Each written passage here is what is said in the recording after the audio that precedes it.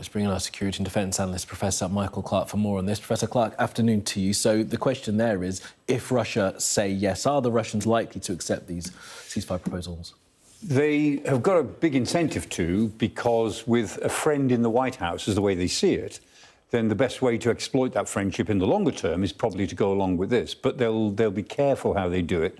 They won't want to look as if they've been bounced into it. Interesting what Marco Rubio said just then, because we know, I mean, his view of Ukraine was completely the opposite to the view he's now taken in the administration. But the old Rubio is coming out there. He said, you know, if they don't agree, we'll have to consider that. We'll have to look at it, see what else we can do. This is the sort of thing he might have said about a year ago, which he hasn't been saying until now. It's very interesting, the sort of phrases he used there. But I mean, Steve Witkoff is on his way to Moscow. I mean, we think he might be there tomorrow. And, I mean, Putin, as usual, hasn't said anything. He doesn't usually. Yeah. Lavrov has made some clear statements, and the Russians are rejecting everything at the moment because that's their style. And if they make concessions, I always say, they will make concessions at the 59th minute of the 11th hour. And then they'll say, I don't know how I can live with myself. I've made so many concessions. This is the way they do things. So they are very, very tough negotiators. And we'll see if this American team, who are not used to diplomatic negotiation, these are business people, we'll see how they get on. Buddy, isn't he? Witkoff? Yes, absolutely, yeah. It's a clash of two completely different styles. You know, the property dealer versus the really hard-line diplomat. Interesting from an analytical point of view to see what happens. 100%. All right, let's talk about what's happening in Kursk at the moment. Of course, that's a Russian area that the Ukrainians had taken part of. Why are we seeing so much activity there right now, Michael? Yeah, the Ukrainians are in big trouble now. I mean, when the Americans suspended intelligence sharing on the 5th of March, on the 6th of March, the Russians launched big attacks in the Kursk Oblast. And you can see there the darker shaded areas, what they've taken. Basically, the northern front has collapsed on the Ukrainians. The Russians have brought their best units in, some of them, the airborne, the VDV, and the Marines, the naval infantry. So they've got some of the best troops there. They've got 50,000 of them, including some North Koreans who are not terribly effective, but they're there. And the Ukrainians have got about 10 or 15,000. So they're badly outgunned, they're badly outnumbered, and they were blind with the American suspension over the weekend. And so they're struggling for Sudzha. That's the centre of the place. Now, we've got some geolocated footage, which we know is true, of the Russians in part of Sudzha. And there's some stuff that's come in that you and I were talking about not so long ago, about some very big bombs landing in Sudzha, these Fab 3000, 3-ton bombs, which is plausible if that's confirmed. The point that the Ukrainians have got is that they may have to withdraw. The Russians have attacked south of Plakhovo, and they're trying to close the ring behind the Ukrainians in Sudzha.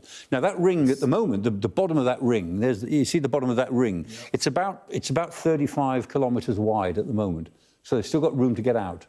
And their flanks are quite short, so they ought to be able to get out in good order. But we'll see. Well, that's the question, because when this happened, Mike, we talked about them getting out in good order. I remember distinctly. Right. Is that still going to be possible at this point, do we think? Probably. I mean, but if they took the decision now, they could probably get out in good order. If they leave it too long, or if they think they could fight on for a bit longer, then they may not. But, I mean, what the Russians are doing is exactly what they want to do, which is to snuff out the Kursk pocket, which is Russian territory, before they go into any negotiations. And if the Ukrainians could have made this last another 2 weeks, 3 weeks, then they'd have got some benefit from it. But it looks now as if they won't. It looks as if strategically it hasn't done very much good. Did them some good, but it didn't create the strategic shift in momentum that they were hoping for. And now they're faced with the choice: either fight really hard and lose men and equipment, or get out while you still can. Interesting. Talk to us about some of the drone activity we've seen in recent days. Drones are the predominant weapon now in this war. Yeah, big Russian attacks overnight at Odessa, a big attack at Dnipro as well, and Kiviri, quite important places. The Ukrainians, of course, had thrown 350-odd drones at Russia the previous night. Interesting, these numbers. I was looking at some drone statistics of the Russian attacks recently. From January onwards, they've been attacking more or less every other night as part of their air offensive. Almost all of their attacks have been drone-only attacks. And they were running at about 150 drones at a time, each attack, and then they went towards 200. But now they've gone to 300 and 350. They're throwing absolutely everything, and about 60% of them are now drones and 30% are missiles. Or glide bombs, which are almost impossible to defend against, certainly given the way that the Ukrainians have had the rug pulled from under them militarily until very recently. So these attacks are intended to be hurtful, and they are intended, again, to put Ukraine into a position where they have no choice but to accede to Russia's demands. But of course, the argument isn't between Ukraine and Russia. The argument is between Russia and the United States and those teams. Back to what we started with. Can they negotiate each other into a position that is somehow acceptable? Interesting. Well, as Rubio has said, the ball is firmly in the Russian court. Yeah, so it is. Say, right, Professor Clarke, appreciate that as always. Thank you for now.